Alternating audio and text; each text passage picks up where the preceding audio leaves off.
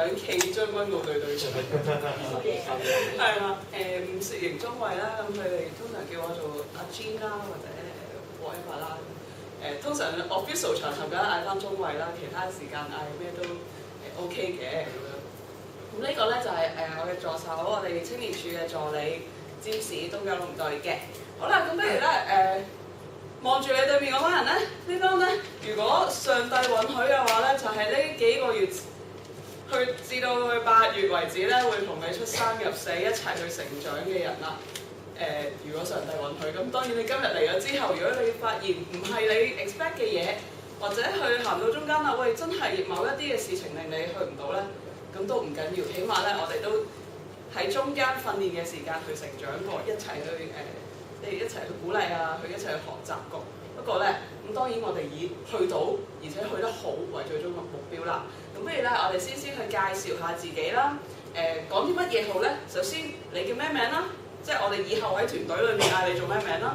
你嚟自邊一個部隊啦？仲有咧點解？唔好啦，唔好講點解，主力邊嗰啲太長啦，太長啦。OK， 咁不如講下兩樣嘢啫。同加多一樣咧，就係一樣對你嚟講，人哋如果要認識你，對你要好重要嘅嘢。例如嗱，你諗下喺呢個團隊裏邊。如果我介紹我自己我係阿 Jean， 我係嚟自將軍澳隊嘅，我一定要瞓夠7個鐘嘅。咁即係大家要理解喺合作裏面咧，有啲時間我會好攰咧，或者成個人不在狀態咧，係因為我未夠瞓，即係諸如此類。即係你覺得喺呢個團隊裏面，大家認識你係好重要嘅一樣嘢。嗱，如果對啲人可能對某啲人嚟講，我你介紹自己，我今年考 DSE 啊，咁大家就會好理解到點解有啲時候你會好啷位，今日嚟唔到啊，嗰日又考試有好大壓力啊，或者有一日嚟到就黑晒口面啊，諸如此類，大家會理解到你係嘛？希望咧由少少嘅事情開始咧，去學習互相認識，去互相體諒遷就啊。好啦，咁我講咗啦，不如邊邊開始先啦？你先啦。已經係介句子啦，明日朱 share。介紹完啦。大家好啦，我叫林俊傑啦。大哥又係我追隨嘅。好啦，我係我係一個好中意玩戲劇嘅人，但係我唔代表我中意講嘢。所以咧，我對溝通方面嘅嘢咧係唔會好勁，但我識表達自己。OK， 好。好，我叫做我全名叫李婉清啦，咁不過一般都係嗌婉清嘅，咁係督隊㗎啦，咁就基本上認識我諗係我覺得好快啦，咁所以咧見得咧俾人嘅感覺咧就好似好急咁，係啦，其實就係唔係其實真係好急嘅。我叫朱偉俊啦，都叫我朱，咁咧都冇乜事做嘅，咁咧最中意都搞下笑啊，同埋有時我諗嘢都好認真。我叫阿欣啦，介紹咗我哋啊？係啊，我係全隊嘅。我份人比較中意笑啦，但係我笑唔到都唔認真嘅。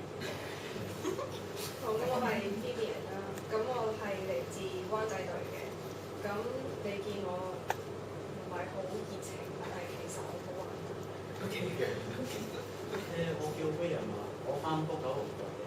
咁如果你平時，因為我今年咧係個應屆 DSE 考生，咁如果你翻嚟見到我喺度笑咧，代表我要滴成功。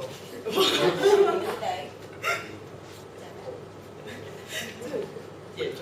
我係 Kathy 啦，咁東九龍隊嘅。咁其實咧，我唔中意嘥咁多嘢做，所以你中意我都你乜嘢？不過我唔識。我係崇基東九龍隊都係廢力工場。sell 緊自己，冇嘥到。我係將軍澳隊嘅 Emily， 你哋可以叫我欣樂或者 Emily 都得，不過中意人哋叫我中文名。英文名。佢寫英文。咁咧我就有陣時候笑點好高嘅冇乜所謂啦。咁跟住見到我笑，唔好覺得我啲事得㗎。咁咧我就係嘉欣啦，咁你可以叫我做 Grace 或者做總監就得啦。咁我係嚟自將路隊嘅，咁我係比較大頭蝦啲人啦，即係我係成日都唔見嘢嗰啲人嚟嘅。咁咧同埋即係我玩嗰時係可以玩到好癲啊，但係到即係做嘢係都 OK 正經嘅。好，見識下就知。咁我哋啊歡迎埋3位女士婦女界代表加入我哋嘅圈子啦。呢度咧係中央堂嘅3位婦女團係嘛 ？D 團係 E 嘅，係咩？係啊，係 CEO 係嘛 ？CEO 團。咁我哋介紹咗最後面嗰個，其實佢咧就唔會跟我哋上青海嘅，因為咧。一嚟部門要有人睇住啦，二嚟咧其實喺我哋28號完咗呢個 trip 咧，8月2號就會係青年兵營啦，咁所以佢需要留守大後方咧去睇住嘅，同埋我哋喺上面有咩冬瓜豆腐咧都要去幫手喺呢度去聯絡啊奔走㗎啦。咁但係佢喺我哋成個準備過程當中咧都好重要嘅。咁因為我哋得翻半條人命喺青年處啦，咁所以咧就靠佢會做好多嘅聯絡同準備功夫啊。咁請你都介紹你自己啦。使唔使出樣啊？唔使啦，係嘛？我叫詹士啦，我係東九龍隊嘅。咁唔知啊，我冇諗過要講自己嘅，因為。咁不如嗱，我哋都請埋3位中央堂嘅姊妹團員去介紹下你自己啦。你叫咩名啦？嚟自邊度？大家都知係中央堂㗎啦。第3樣咧就係講一樣你覺得對於你喺呢個團隊裏面人哋知道會好重要嘅嘢，點講咧？需要知道嘅一件重要嘅事咯。例如我頭先舉嘅3個就係話我係需要瞓覺7個鐘嘅，如果唔係就會完全崩潰咗，即係不似人形嘅。咁大家就會去理解、去明白點解有啲時候你會好攰，或者有啲朋友係我今年考 DSE 嘅，咁所以大家就會明白佢有啲時間係會好唔得閒，或者有時間會好大壓力啊，大家會明咯。或者你嘅溝通模式，我其實唔好講嘢，不過我冷靜唔代表我唔熱情嗰啲係啊，咁你又可以介紹下你自己嘅。我係阿敏啊，中央堂嘅，跟住中央堂我係以藍田嘅導師，即係一個中1至中3初中團體嘅導師嚟嘅咁樣啦。咁做緊嘢㗎啦，咁就好多年㗎啦，係啊，咁樣咯，好跟住。咁咧就有一樣好重要嘅嘢咧，就係我唔餓得嘅，即係好餓嘅，好怕餓嘅咁樣啦。同埋會易猛陣咯，即係好易猛，即係會咁樣會火啊，血糖低啊你哋，即係唔係因為肚餓而血糖低嘅，易猛陣而係即係本身咧好容易練燥底，係燥底嘅，係啊燥底嘅，所以大家小心啲。好驚，你唔好咁快嚇死佢。嚇死人，嚇死人。我係中央堂嘅同學啦。我好中意笑嘅，咁但係我都好易猛陣，即係我又係要瞓好多個鐘嗰啲嚟嘅。即係咧，如果瞓唔夠咧，我就會對咗皮啦。對咗皮，我可能唔應你嘅時候咧，其實我聽緊你講嘢，但係我反應似會慢少少啦。係。我叫 Bella 啦，我係嚟自中央堂嘅。咁我有時好靜啦，但係有時好多嘢講，唔知點解，我解釋唔到。就係咁咯。OK， 唔緊要，我哋慢慢再認識。咁講一講先，其實咧，我哋咧嚟緊就會去青海，我同上面嘅同工傾緊咧，我哋大約會去2或者3間學校，係分組去2至3間學校，咁睇情況而定嘅。咁到時咧就會我自己又分唔到兩邊啦，咁就會我同同事咧都會各睇1間學校。如果有第3間咧，我哋就會揾資深嘅導師咧幫我哋睇住下。咁但係咧中間嗰個分組其實仲未定嘅。我希望咧過咗2-3個 session 之後，大家彼此認識啦，大家大約知道同邊啲人會 work 好啲。咁咁我哋再去組合，但係咧一定唔會係同一隊就去晒一個㗎啦。咁你學到嘅嘢都唔同。咁咧不如我哋都了解埋其實點解你會參加呢個團啦？雖然你已經寫咗喺嗰張嘢度嚇，但係即係嗰張嘢嗰段細段可能不足以表達你咁洶湧嘅感動同熱情㗎。咁不如都去用少少嘅時間去分享下，喂，究竟你攞起呢張表，乜嘢令你攞起呢張表咧？乜嘢令到你明知要請9日假，仲要咧籌錢啊，又要可能影響你放榜啊、成啊你都要去咧？係乜嘢吸引你嚟到呢度咧？可唔可以分享一下咧？公平啲啦，呢邊開始啦。首先我想講，我未寫過呢張表嘅。我同 Emily 都未寫過嘅。口頭報名㗎。真係係啊係啊。寫翻2000字嚟啦，你。翻2000字啊！之後咁其實我唔好睇咁細個啦。其實我係喺我教會度都係做兒童主任嘅導師嘅。咁咧本身我哋教會咧之前咧都有去洛陽度做服侍。咁咧嗰陣時已經即係點講好咧，已經好熱情㗎啦。即係嗰陣時嘅林上會係帶我哋去，係啦。咁之後係啦。佢而家都係林上位嚟嘅。係啦。之後佢就帶我哋去啦。咁即係嗰時已經好熱情，好想去，即係好想去幫嗰啲小朋友。即係會見到，即係有時好有時電視機都會有 show 出嚟係啲小朋友好慘㗎啦。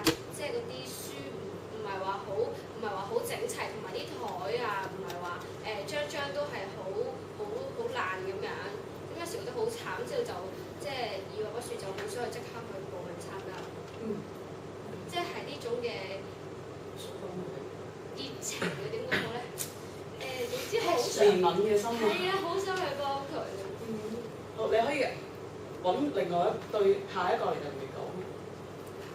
係啊，好似 Jasmine。好啦，咁就我報名參完咧，咁就我咁講翻我部隊咧，我喺部都係教主日學啦，同埋啲暑假可能會幫手啦。真係教到翻幫手啦，咁對班細路係最怕見到班細路啦，但係對佢哋咁耐都搞唔掂佢哋啦。咁就其實點解要嚟嘅？咁就其實我係立志要做一個社工，咁樣咧就突然間見到張方，咁就好衝動咁報咗名啦。太靚啦！衝動，你要付上好大嘅代價。好，你阿齋琪，另下一個人。社工。喺社工，我都係社工，讀緊啫，未畢業。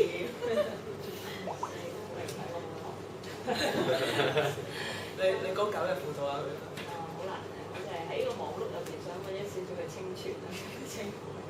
我係其實攞少少體驗咯，即係都即係生活好即係枯燥嘅，有時都會咁樣。但係我覺得喺唔同嘅服侍裏面咧，你可以體會多啲，即係究竟上帝喺唔同嘅人嗰個生命嘅作為。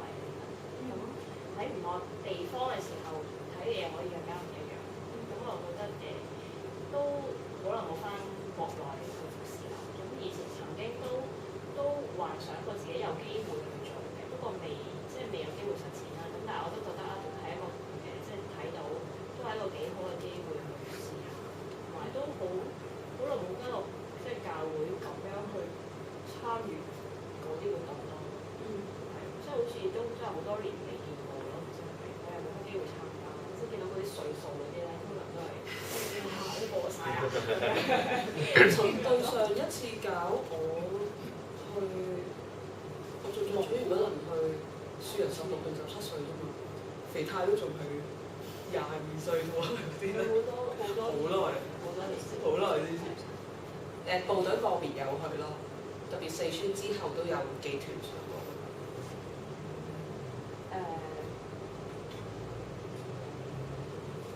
讀緊社工嗰個。因為本身其實對貧窮人士有少少負擔嘅咁樣啦，跟住覺得幫山區小朋友咁，其實都算係我 target 嘅部分。咁所以同埋其實最想嘅就係、如果可以嘅話，係希望可以傳福音嘅，希望將神嘅愛去即係即係帶俾佢哋咯。因為我覺得即係人有基督之後，生命就可以變得不一樣。所以就係希望可以係咯，用基督嘅愛感動佢哋，就等佢哋生活可以即使喺貧窮入邊依然生活得快樂。就係咁傳得福音咧，今次嘅界線咧就會遲少少，我哋會揾中國事務部嘅同事嚟講咧，就佢哋會清楚一啲。咁我亦都唔可以喺度 promise 任何嘅嘢，但係至少我哋可以俾佢感受到上帝對佢嘅愛，俾到佢知道佢喺上帝個創造裏面係好嘅，係有尊嚴嘅，係有盼望嘅。起碼呢一樣嘢我哋做到嘅。好咁。咁我啦，見到咧啲圖畫精美咧，我覺得好想攞先。咁所以一見到咧就覺得啊好開心啊，將嗰啲嘢有上去交流傳啦。咁咧之後咧就喺度諗，翻咗屋企攝到枕頭喺度諗啊，究竟我應唔應該要參加呢個為期9日啦嘅行程咧？咁咧喺度諗啊，咁其實我覺得即係我喺教會有即係都一段時間啦，都有唔同嘅事奉崗位啦，都經歷咗好多嘢啦。咁可能喺即係我未出嚟做嘢嘅時候，可能最得閒嘅時候，亦都最感受、最能夠可能同嘅年齡都唔係有差好遠啫，好後生。咁咧，咁就係可以即係可以身同感受，可以上到去即係我哋成日喺度講話啊，我哋要做我哋嘅地方嘅嗰啲事工先，然之後再去上去幫手啊。其實我覺得呢個都唔係冇可能實現到喎！我哋有機會出到去，即係可以用我哋救世軍嘅名義上到去同我哋一班小朋友去玩，我覺得係一件好有意義，同埋即係可以俾到佢一個正確嘅價值觀，即係佢神點樣愛我哋點樣愛翻其他嘅人。呢個所以好想即係可以可能同啲交流生啦，即係大學生啦傾之餘，可以同佢個別咁樣一齊去成長，其實我覺得係一件好開心嘅事。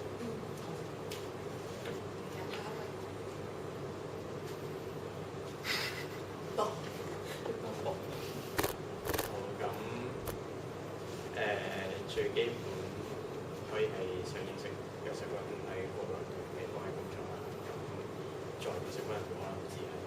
咁另外就有見到呢個機會去唔同嘅地方，例如國內去見到啲兒童嘅事工嘅時候，我覺得香港冇乜呢個機會去做呢樣嘢啦。咁我會希望我唔知中間會去啲乜嘢，但係我相信呢一個會係一個對自己一個鍛鍊，或者去認識、重新認識、學習嘅過程，都去想去都係愛啦，可以去令到你開心。咁其實我自己都希望自己可以做老師嘅，咁喺過程中希望學到嘢，同埋可以同佢哋一齊 share 呢啲嘢開心。好，呢邊。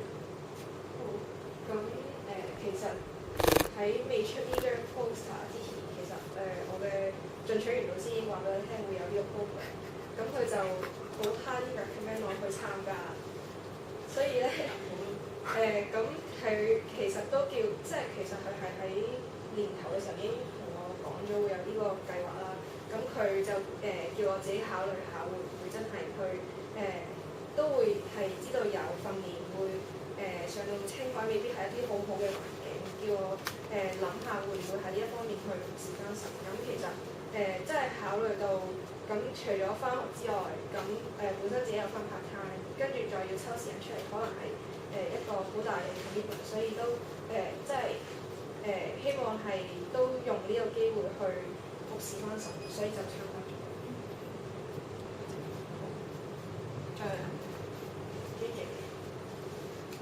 我覺得其實咧就喺呢個活動裏面，其實點解會參加咧？其實都其實同大家都差唔多㗎啦，但係只不過係喺我想玩戲劇之前，我嘅理想就係做一個社工啦。但係呢個好認真，係因為我讀書讀唔到，所以我決定揀玩戲劇。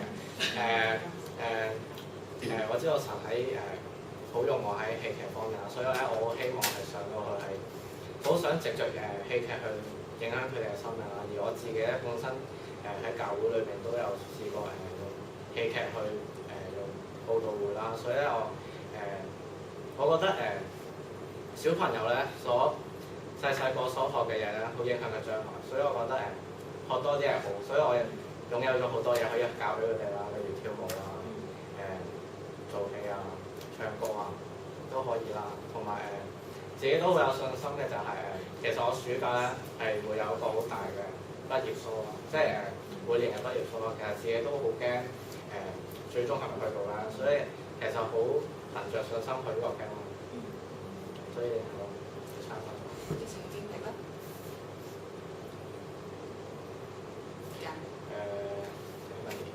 啱嘅。咁其實即係咧本身即係其實最初係我哋部隊都掙扎咗好耐㗎本身，即係其實我哋甚至乎最初諗住成個部隊都應該去唔到，點解？因為全部都即係好多人都有 DSE 啊，即係大家都本身其實係都有唔少人係想參加嘅，包括我啦。其實本身想參加就係、即係其實即係好多人都同我一樣啦，我都係好想去擴闊下自己嘅視野啦，知道即係自己生活喺香港嗰度，其實有時候即係特別係上年進取完 camp，咁我哋即係我就負責探訪啲貧窮嘅家庭。咁其實我覺得原來即係冇點講咧，淨係喺香港，其實原來都已經有好多人比我冇咁幸運，我覺得自己其實好幸福，我都好想可以有機會去幫助更加有需要嘅人。咁特別係今次去青海啦，我咁耐都未試過去青海啦。跟住就仲有之前咧，我哋教會就有個去洛陽嗰個我就冇去到，但係跟住我即係因為嗰陣時候係唔記得咗唔得閒定係咩就冇去到啦。但係之後聽到佢哋分享咧，我真係〜覺得自己好似好後悔，點解我冇捉緊個機會去咧？又好似好開心，又幫到人。咁所以今次又見到有青海，咁又有可以接觸到一啲小朋友啊嗰啲啦，咁我又覺得好開心啦，我就好想把握呢個機會去參加啦。希望你唔會失望，唔係應該都唔會嘅。係咯，都要鍛鍊下自己，因為有時可能自己份人比較冇乜耐性啊，咁我希望可以鍛鍊到自己啊。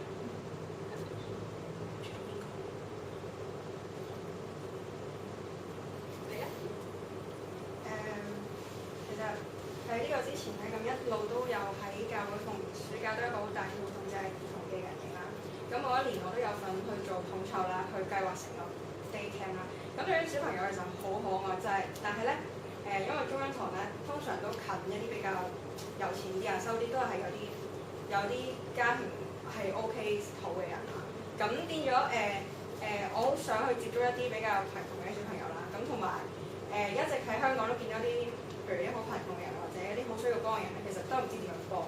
咁但係今次係一個好好嘅機會咧，真係俾我去學習，去真正去幫人啊，同埋係俾我自己有成長啦。我覺得喺去上面嗰9日應該自己領略係有好多，同埋可以去用上帝嘅愛去愛人咯。就係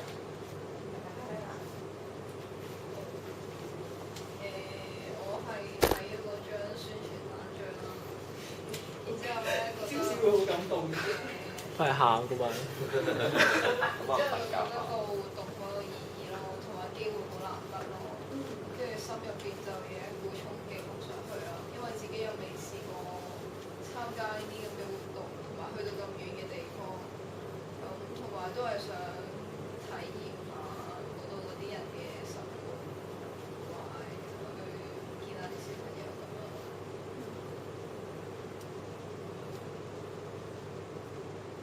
介紹晒啦。 Kathy 同埋我唔見咗張貓照，唔見我張貓照。咁佢先係啊，白色點白。咁唔緊要，要清下要講啦。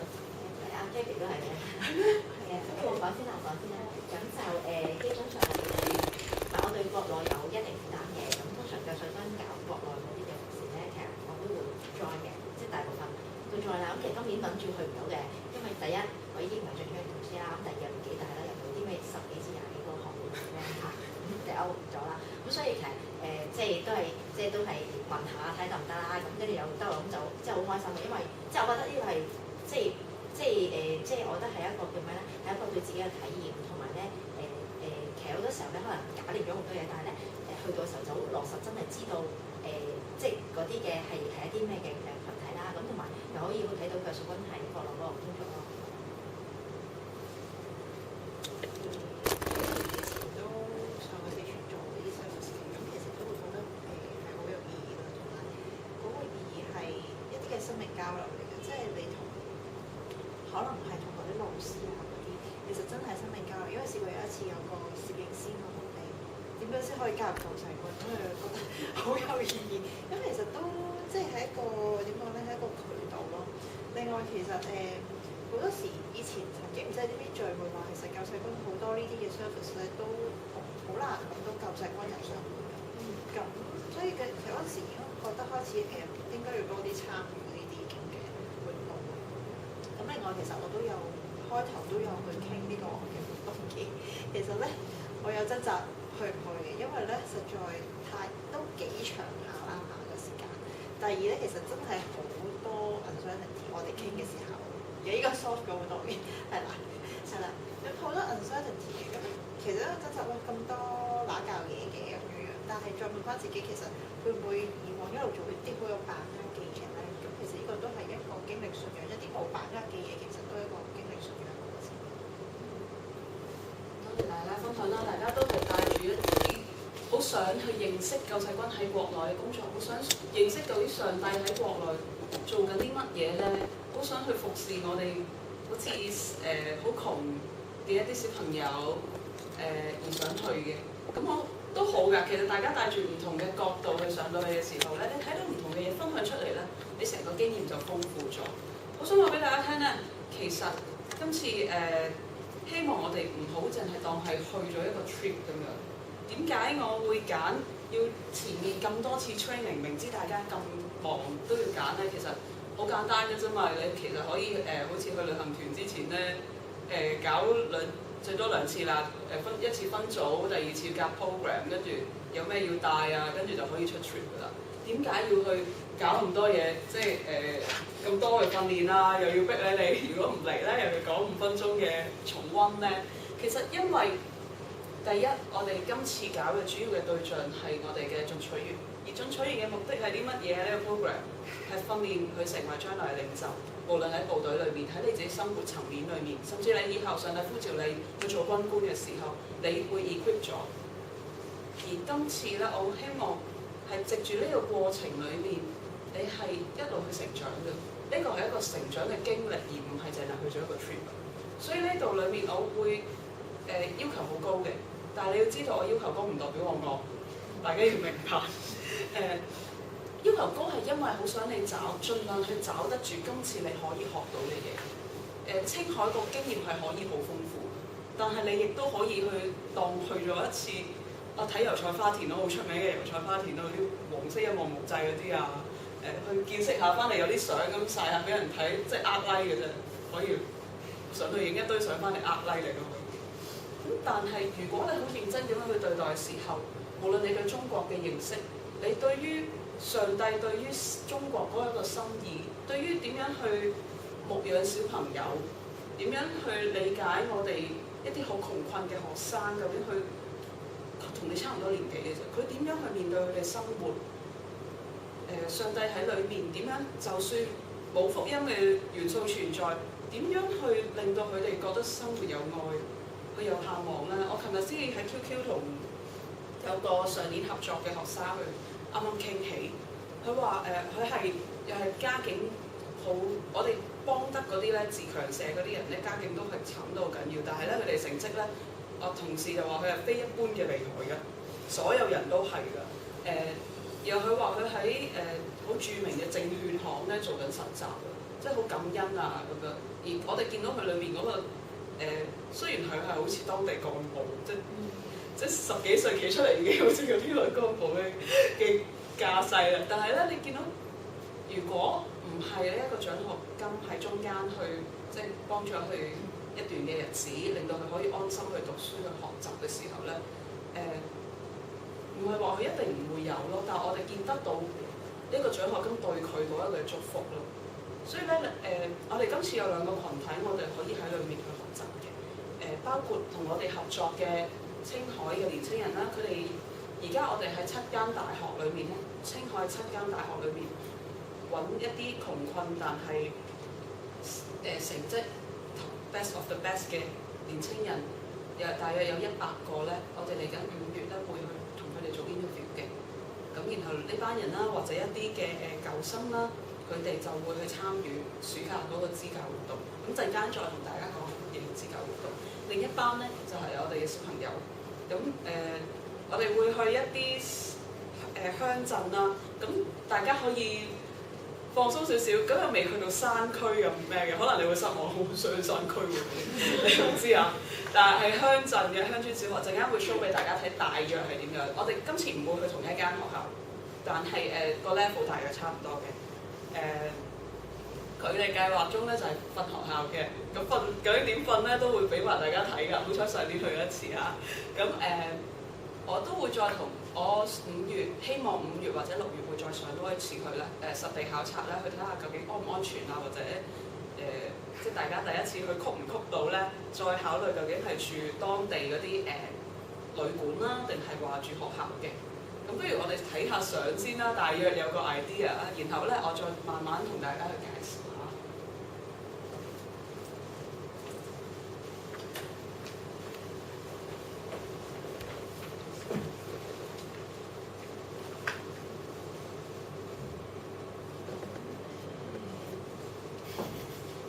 喺邊度㗎？占士嗰啲相 training photo。咁咧呢個就係我哋去嗰個課室，咁都唔係太難嘅，你啲書啊、書台啊、凳啊都 OK 嘅。咁佢用嘅書咧，多數就係、都係一代傳一代㗎啦，有啲爛爛地啦，不過都好好用嘅。咁呢個就係學校嘅操場啦，地下係沙石地嚟嘅，但係都算闊落啊，玩得好開心。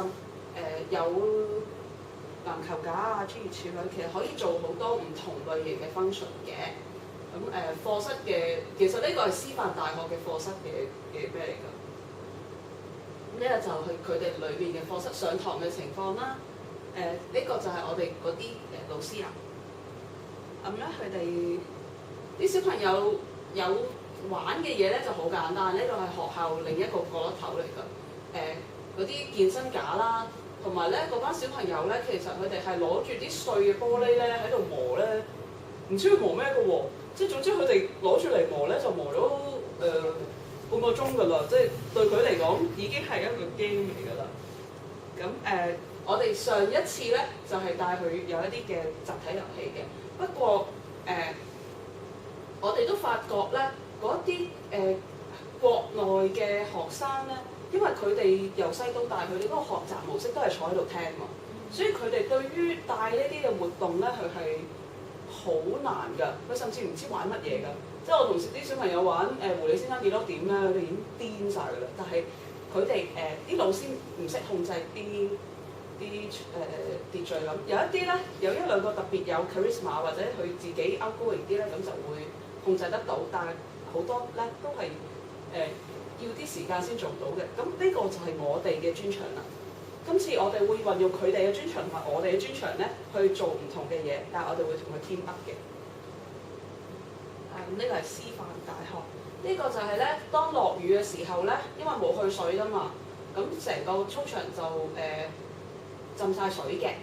咁我哋就叫啲學生咧去掃，亦都係對於佢哋一個鍛鍊嚟嘅，因為我哋用籃球咧去做 training 啦。有一班男仔呢啲大啲嘅男仔咧，同佢玩嗰啲遊戲嘅時候，佢完全 fit in 唔到啊！咁有個同事就中意打籃球嘅，咁就話圍咗佢哋一齊咧，去話我哋用打籃球去訓練佢哋啦，去喺裏面去訓練佢嘅意志力啊，去講即係關於一啲人生大道理啊，咁佢哋又 OK 喎。所以咧，我哋可以有唔同嘅方式咧去 touch 佢哋嘅，呢個可以我哋一路去再行嘅時候再去認識，再去諗都得。咁咧，咁有少少嘅補充嘅相可以俾大家睇下嘅。咁其實咧，可能真係冇我哋想象中嗰啲山區學校咁難嘅。咁先認識下我哋嚟緊會見到嘅同伴先啦。等等下。咁呢個個咧就係我哋上面嘅同事，呢個係北京嘅同事，咁亦都會係呢個 program 嘅 coordinator 嚟嘅，係啊。咁呢一班咧就係師範學校嘅學生，咁佢哋因為真係從來冇玩過呢啲 program 啊，即係呢啲點講咧，喺體驗活動啊，咁佢哋都玩得好投入。呢個係我哋上去 train 佢哋嘅時間嘅。咁呢個就係東九龍隊陳俊佳弟兄啦，陳雪幫手嚟 train 人啦。我係基佬。OK， 咁咧我哋 work with 嘅學生咧，其實唔單止係漢人㗎，有回族嘅人啦，有藏族嘅人啦。咁佢哋嘅即係佢哋嘅背景又好得意嘅，即係佢哋面對嘅嘢啊，例如揾工啊，或者民族之間嗰啲情意結咧，又好唔同㗎。所以咧，都係一個好好嘅機會咧，去認識下。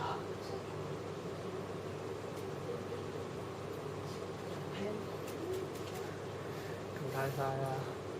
幾快啊！咁樣幾快啊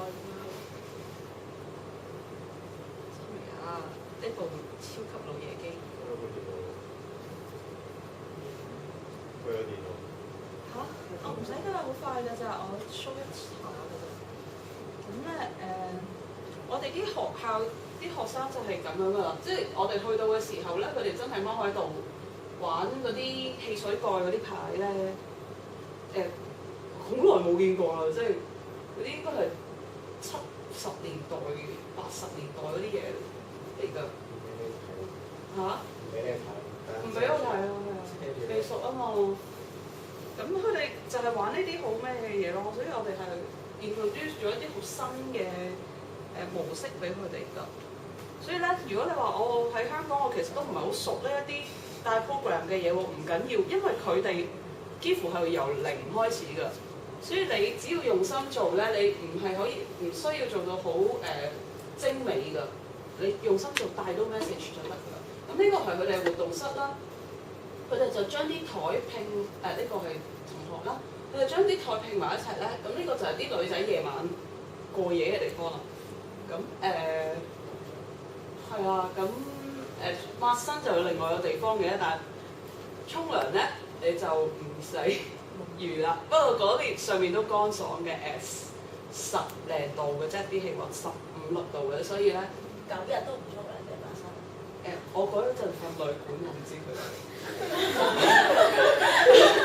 有佢哋中間咧係出咗醒咧，去啲澡堂度沖涼㗎。一打籃球玩完喎。呢係唔會出汗㗎，唔會出汗㗎。或者咧你可以咧唔出汗得㗎。唔會出汗嘅，或者你去 Kiosk 買嗰啲咩乾洗咩咯，你要中意嘅話。求佢落雨咯，係啊，咁呢啲咧就係啲男仔瞓嘅嘢啊。啲男仔咧就將啲凳咧拼埋咗咧，就咁樣瞓咯。我唔知點樣咁樣U 型咁瞓咯。佢企喺入面嘅。佢哋咧係好了不起嘅，我覺得。佢哋嗰塊咁嘅板咧，嗰啲鐵板咧晾喺上面就咁瞓㗎啦。即係我即刻諗就會唔會戒親啊，定係點樣啊？我哋照瞓㗎喎。咁但係我哋當然建議大家帶睡袋上去啦。咁唔使咁快買住嘅，等我去完5、6月西 visit 之後，咁可能瞓旅館啊，咁唔使買啦，唔使即刻聽日就話我要買睡袋啊。咁佢哋就瞓地下嘅啫。同埋咧講下，如果大家想見識下真正嘅藏獒咧，上面係有人養喺屋企㗎。好似好好恐怖，即係抽嗰啲狗啊。係啊，成隻鬼咁樣㗎。好恐怖㗎！咁咧當地嘅居民咧就都唔算話窮到衣衫襤褸嘅，其實都還可以嘅。咁同埋因為上面乾爽啊，其實啲小朋友咧可能2個禮拜啊1個月先沖1次涼咧，咁佢塊面係污糟少少，但係亦都未去到有異味啊咁咯。因為我係對呢啲好敏感嘅，所以我覺得 OK 咧，應該都 OK 嘅。咁佢哋玩嘅嘢就好簡單啦。呢啲嘢夠佢哋玩幾日㗎啦，呢啲。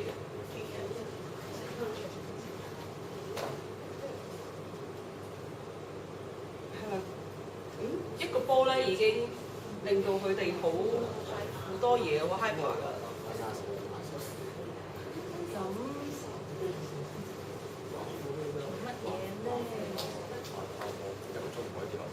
係啦，我哋要自己煮飯嘅。呢個就要留意啦。俾你睇下佢哋啲老師，點解我唔俾你哋落課堂教書咧？因為你係唔會識教㗎，即係你唔識用佢哋嗰個模式或者嗰種語言去嗰啲詞彙去教嘅。佢係教緊生物啊。我睇下有冇 full screen 先。所以個中華嘅中字點咗中國跌咗得長。係等於中華反中，但係你睇下面黑板嗰啲啊，即係佢其實咧呢個講緊哎呀，係咯，咁佢係講緊生物啊、咩分解者啊嗰啲嘢，即係嗰個三角形嗰啲。食物鏈啊。講食物鏈咯。係啊。好少過佢㗎。係咩？佢係小朋友小學嚟㗎咋，咁同埋好難嘅。好深㗎嗱，你睇下小朋友佢後面咧，佢教國語啊、拼音嗰啲咧係我哋冇乜點學過㗎。咁就算學咗咧，我哋都因為發音唔正咧，我哋會教錯佢哋㗎。係啦，嗰啲書咁樣究竟點樣咧？係啦，所以就唔會俾大家去教嘅。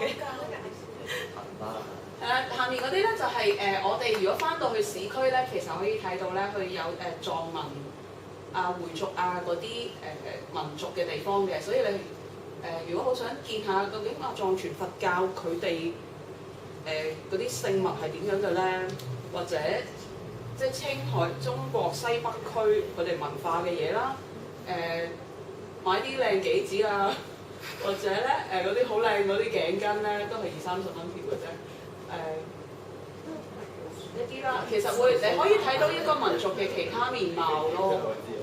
咁咧仲有啦，咁其實就唔係咁落後嘅。青海咧，呢個係佢西寧市，即係佢嗰個算係首都，唔係首都，即係佢嗰個省嘅省會嘅。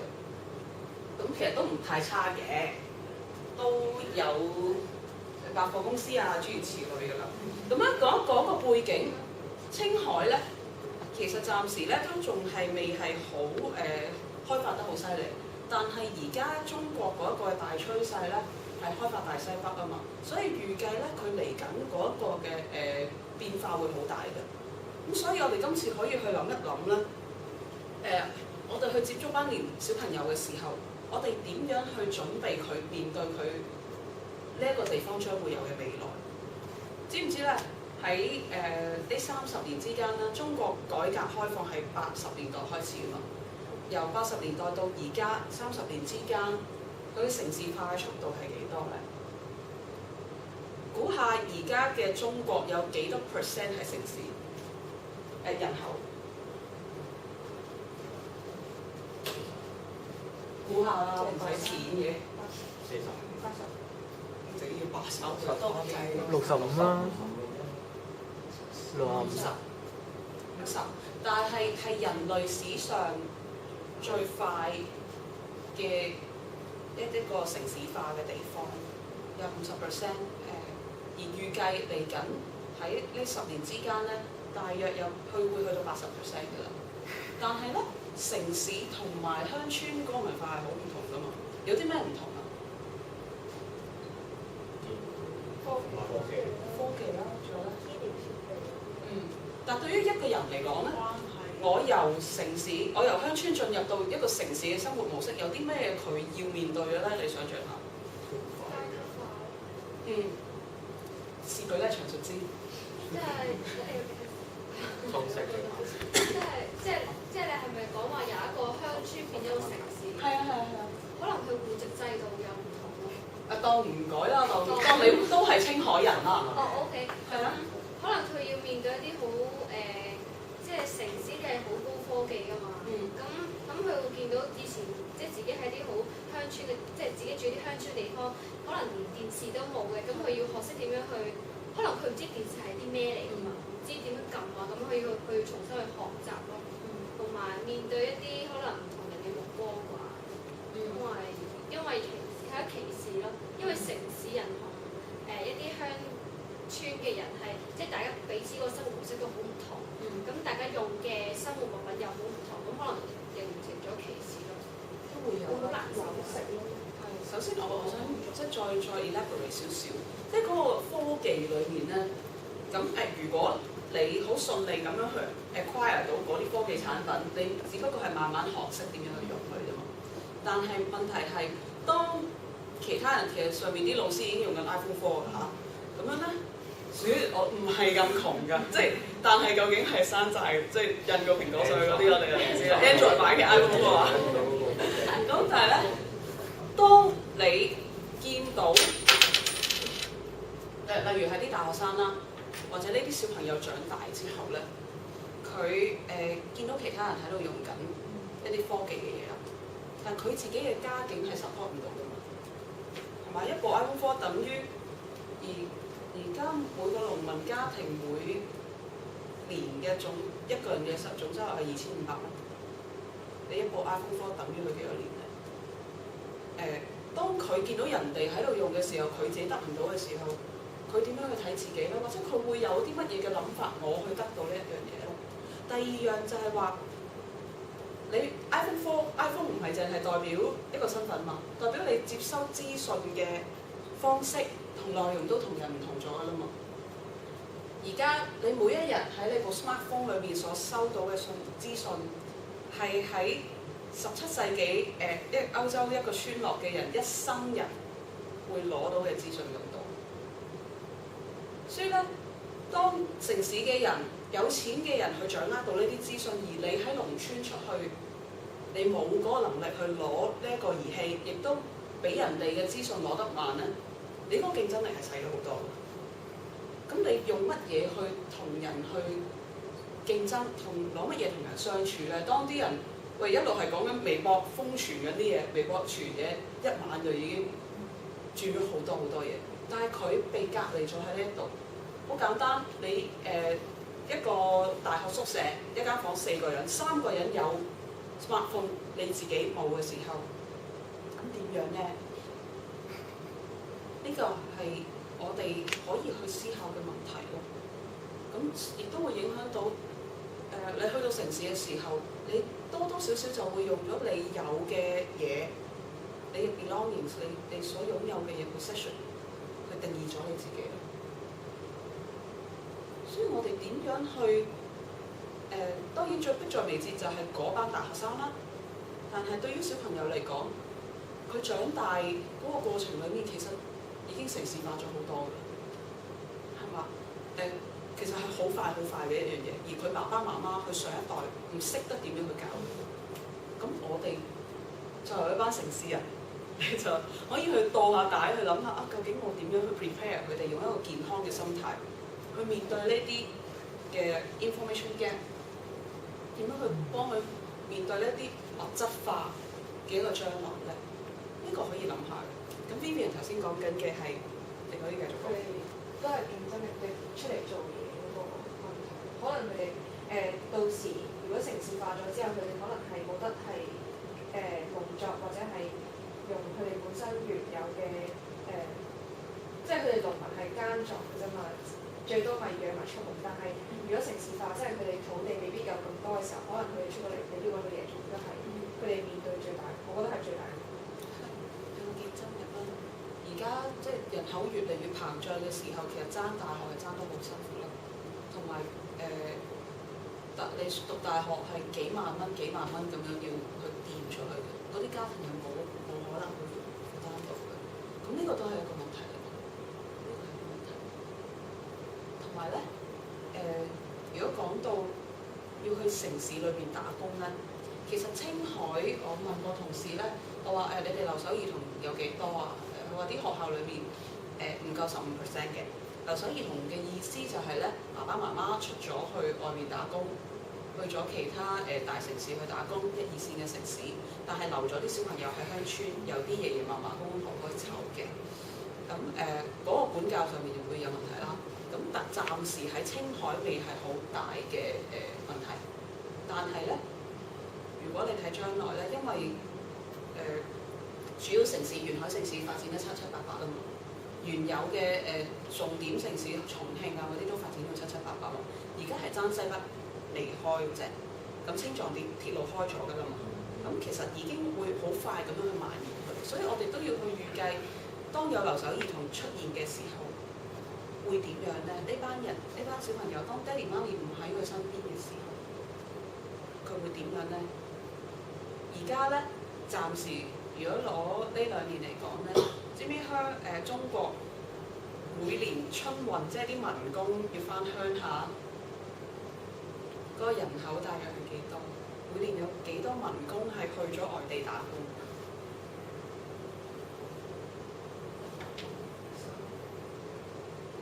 等於一個加拿大嘅人口，3000萬隻。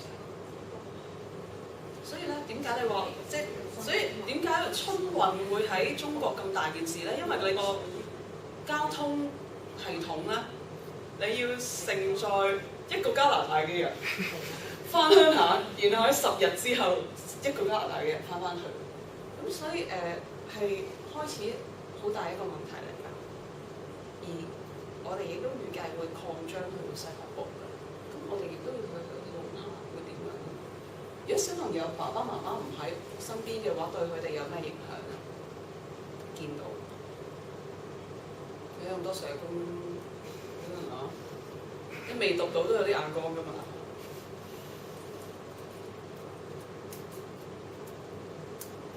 因為小朋友爸爸媽媽唔喺身邊，對佢嘅成長有咩影響？心事冇得傾咯。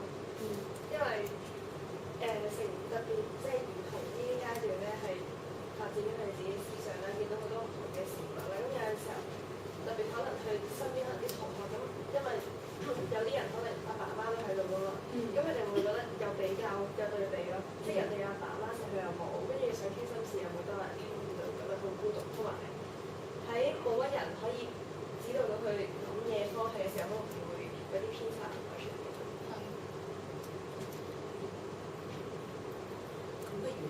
我哋睇一段留守兒童嘅片先啦。咁你哋如果話想去推力啊、飲杯水，可以即係行一行商倉，或者晏晚要食嘅咧，可以打開度門喺度食啦。我唔知咧，原來唔我得㗎，唔好意思。咁呢一段咧就會講係留守兒童嘅需要嘅。咁我哋去慢慢睇下，同埋當中咧，我哋會見到咧啲鄉村學校嘅老師咧點樣去帶 program 㗎？活動啦，唔 program 啦，其實幾似我哋嗰啲學生嘅。即係唔需要好花，有時佢哋圍喺度1個鐘頭，叫揾啲人邊個跳舞叻啊，出嚟跳下，又跳咗一輪㗎咯喎。即係或者一齊唱嗰啲紅歌啊，有冇聽過咩鴨綠江嘅《我的祖國》啊？我的祖國。係啊，咩故事空詞嗰啲嘛。跟住我有一次有一堂係教團結咧，咁諗住係嗰啲活動教玩遊戲學團結啦。跟住老師講大考嗰啲抽唔掂，嗰班細路又俾唔到氣，跟住老師又唔係好似唔知點教，跟住 OK 啦，寫晒一首歌出嚟，團結就是力量，係嘛？團結就是力量咁啊，嗰啲咧，跟住咩打破法西斯魔鬼的計謀嗰啲咁嘅嘢啦，嗰啲革命歌咧。但係啲小朋友又識嘅喎，老師又唱得好自在嘅喎，即係對佢嚟講就係咁樣咯。我哋要擺低晒我哋原有，我覺得小朋友一定要咁樣學嘅喎。其實唔係嘅，因為我哋所接觸嘅係一班同我哋完全唔同文化、唔同語言嘅人，所以我哋咧要好簡單直接咁樣將我哋嘅生命信息去帶俾佢哋。咁我求上帝俾我哋智慧喺呢幾堂裏面可以摸索到更多啦，但係喺裏面都有一啲嘅demonstration 你哋可以睇下嘅。好，定係大家想直情放5分鐘 break 而我先一齊睇咧？可以放5分鐘 break 啦，好嘛？然後我哋先開始啊。